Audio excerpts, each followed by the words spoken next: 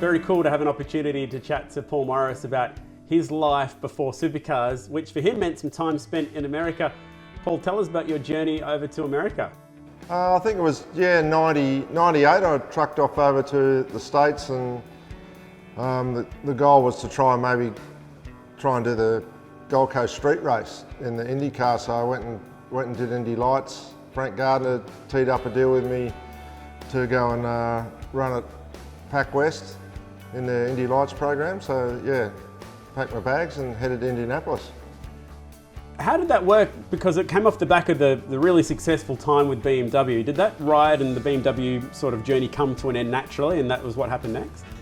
Yeah, that BMW pulled out, so they weren't going to back the team anymore, and I thought, I'll just try something different, go and do something different. And Frank had some contacts in the States, so yeah, he basically organised it. And at the time, the Norwell here was sponsored by Mercedes-Benz, and we were trying to get some interest in them to look maybe long-term to IndyCar. PacWest had a Mercedes-Benz engine deal, so there was some links there. So that was the theory behind it all. What was Indy Lights like, and what was PacWest like? Because there was a period there in the 90s where they really started to find some form in IndyCar. Yeah, it was a big organisation, high net worth individual. Bruce McCaw, he was a telecommunications mogul, owned it. Different sort of culture there, like he'd take everyone to he had a ranch up in Washington State somewhere where he'd take everyone to and have like a holiday for 2 weeks, and it had go-kart tracks on it and all sorts of stuff. So it was a big team. They'd just started their Indy Lights program. I think I'd come to the second year of it. But yeah, I really enjoyed my time there. I probably enjoyed it more socially than I did on the racetrack. So I struggled a bit with my weight. It was the biggest problem. Like, they didn't have a driver weight in the cars, so I think by the time I come home from that, I was weighing 76 kilos trying to get down to the driver weight. So it was an interesting time. I get the feeling that you would have suited their lifestyle pretty well over there. Was it cool just spend a weekend travelling around? You were living out of a camper van or something, weren't you? Yeah, I bought a Dodge Ram and a 30-foot caravan, and that was me. I just had an apartment in Indianapolis, but most of the time just drove to each race I could. There's a lot of guys there from Europe and different places that was over there trying to apply themselves in America as well, so they couldn't really work out what was going on with this Australian guy that turned up with a pickup truck and a caravan at each race. Were you good at it? Did the cars suit you? Actually, it's interesting. I was talking about this the other day with a few people, and I actually found the ovals a lot easier than the road courses. I hadn't driven. Last time I drove an open wheel car was probably a Formula Holden. It wasn't that good of a open wheel car, but I found the ovals easier to adapt to because I didn't have any preconceived idea. Most of the time you just held it flat and hang on, and the engineer got the car pretty right. So if you had big enough balls and the engineer got the car right, you went quick. So the road course stuff was probably a bit more technical, and I didn't really have enough experience with that sort of car to get on top of it. Do you remember the first time you drove at an oval? Yeah, I do. It was Homestead. Went there for a test. I reckon I spent probably the first day at the test trying to work out not to take my helmet was lifting. I was sitting too high in the cockpit, so I used to I eventually had to lay down. So I had 2 seats in the car. I'd have a seat for driving on the ovals, and then another one where I'd sit up a little bit higher for driving on the road courses. Had to cut the tops off my boots because my toes were hitting on the steering rack. It was fairly compromised inside the car. But the first time I drove an oval, it was just really exhilarating. It was like the speed of it, and how close you got to the wall, and how you interacted with other cars around you. I just really enjoyed it. Was the sensation of driving on an oval ever scary, or was it you always feel in control? What's it like on an oval? Because it's totally different to what we have here. Yeah.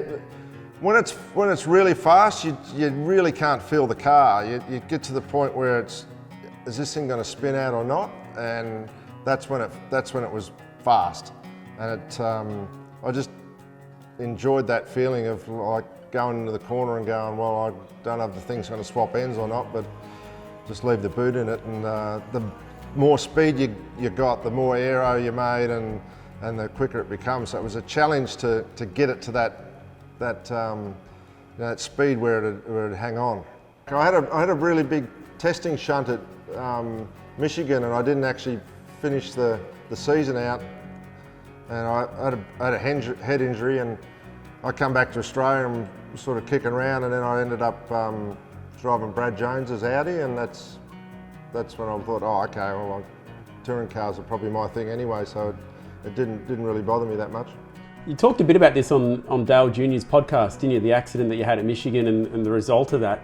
How bad was the initial crash? Was it pretty innocuous, or was it a big one? It was huge. It was a big shunt.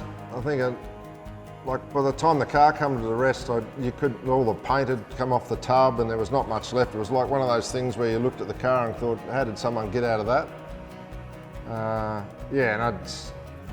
It was a big hit. So I think I was drafting someone, and they'd backed off to come to the pit lane, and I just drove straight over the top of them and shoved the thing straight into the fence. And I reckon when I hit the fence, I was probably 6-7 foot in the air. Yeah, it was big. And so clearly it was a concussion that you had, but at the time, did you know much about that?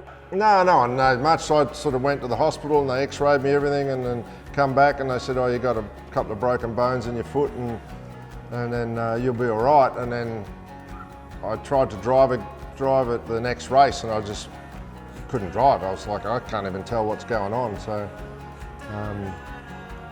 and then obviously I just thought, well, I just got to get home and get sorted out. So I come back home and got some medical help, and it was like, mate, you've had a whack on the head.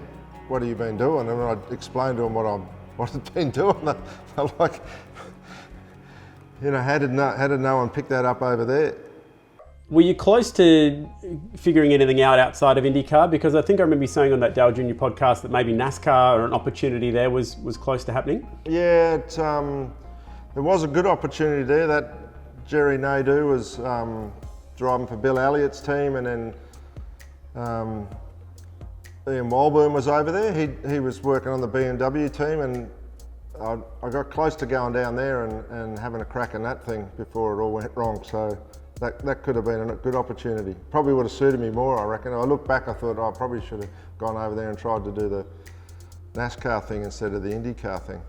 Living in America was not a lot different than living in Australia, really. And I've been to Europe once or twice and never really liked the place, so America was where it at for me. I was going to finish on that. So there was a small chance that you were going to become a British touring car driver at some point, is that right? Yeah, it was a chance. So when Matt Neal got offered the Volvo drive, and his family-run team, they had the independent Nissan, and his dad rang me up and said, oh, you might have to come over and drive Matt's Nissan. He's going to drive the factory Volvo. So I went over there and did the test and went testing in Spain with them.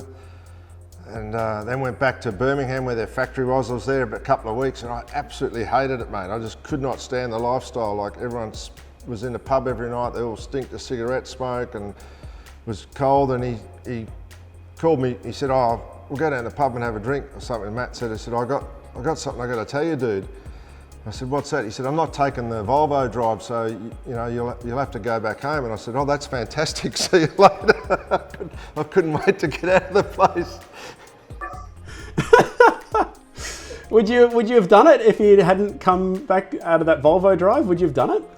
Yeah, I was prepared to do it, but I don't think I would have lasted. I don't think I wouldn't. I just didn't enjoy the cold weather. That's awesome. And the rest was history, mate. You returned to Australia, and we've loved having you here ever since, obviously, because it was such a cool next chapter that happened after that and everything that you went and won. So well done on everything, mate. Cool to chat about that brief time in the 90s. Thanks, mate.